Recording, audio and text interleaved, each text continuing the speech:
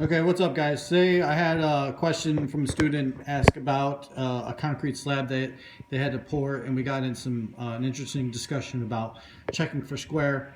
So today I'm going to talk about a couple of different ways to check for square when you're building something. All right, so one of the most common one of the most common things kids mess up all the time is they assume that if all four sides of a square are the same measurement, then the object is square. So for example, this is 24 inches by 24 inches, and obviously so on all the way around, so that they assume that the square is square. So for example, I took this spacing rule to prove this incorrect, and I've made it equal all the way around, and obviously all four sides are exactly the same length. Now, if you take this spacing rule and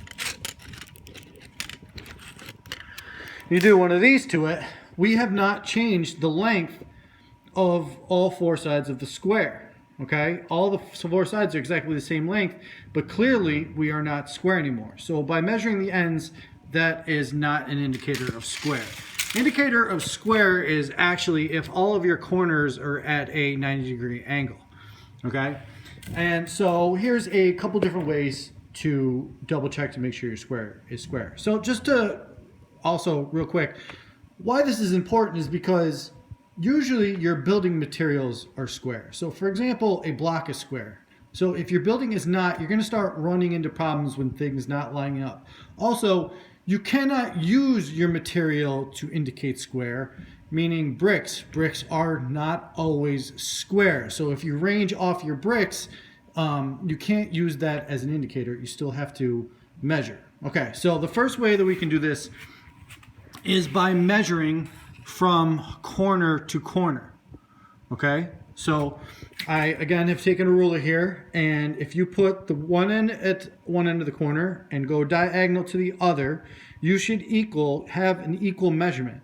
So this one is currently this is a 24-inch 2-foot square, so from corner to corner is 33 and 15 sixteenths.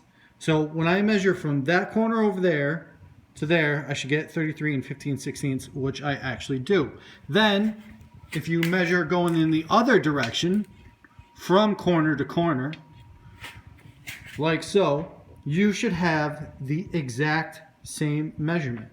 Okay? If you don't, your structure, your object, is not square. Another way to do this, and so one of the problems with doing it this way is that you are limited to the length of your measuring object. For example, this one is a ruler. This is an 8-foot folding rule, okay? Obviously, with some tape measures and stuff like that, you can get into some much larger lengths, like 35 feet, but your buildings still, nevertheless, are larger than that. So you cannot measure from corner to corner. That's where you have to use a different technique, okay? And that's called the 3-4-5, all right? It's getting into the whole Pythagorean theory. All right, so over here I've written down you have your 3-4-5. And if you continue to double these numbers, you can use the same measurements. So for example, a 6-8-10, a 9-12-15, and so on and so forth. So for getting into large buildings, you could do something like a 30, 40, 50. All right, so I'm going to demonstrate on my square here that I've built the 3-4-5. So if I come down to this corner right here and I measure over, so like I said, you can use also the 9-12-15. If I measure over, I have exactly 9 inches from here to here.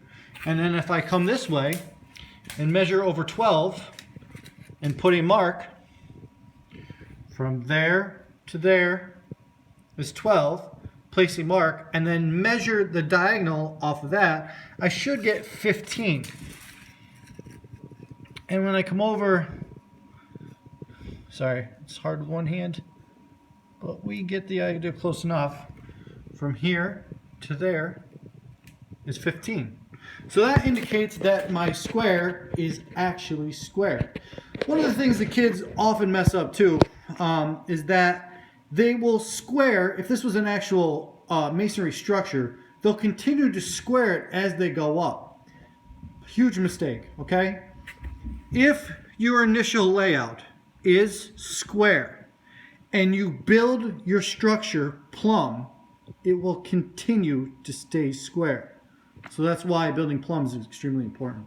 I think I am going to get into a little more detail on how to find your diagonal for larger measurements in our next video, but that's getting into a little more detail, so we want to keep these short. All right, so if you have any questions, please keep up the good work. Also, these videos are now going to be located on the Google Classroom page, and no longer will you need to make comments, so make sure when you view them in Google Classroom.